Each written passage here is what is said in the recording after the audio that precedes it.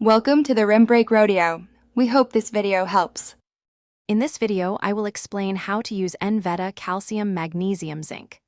This powerful supplement is designed to support your overall health, focusing on bone strength, muscle function, and immune system support. It combines 3 vital minerals that work synergistically to keep your body functioning optimally.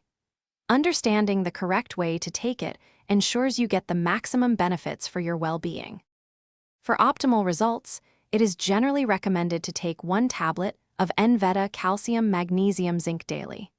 The best time to take it is after a meal, as this can significantly improve the absorption of the minerals. Establishing a consistent routine will help your body integrate these essential nutrients effectively, contributing to long-term health improvements. Remember, regularity is crucial for seeing the benefits. This supplement offers numerous benefits, including strengthening your bones and teeth, which are vital for mobility and overall skeletal integrity. It also plays a crucial role in muscle contraction and nerve signal transmission, ensuring your body moves and communicates efficiently. Furthermore, the combination of these minerals supports a healthy immune system, helping your body defend against illness and maintain energy levels throughout the day.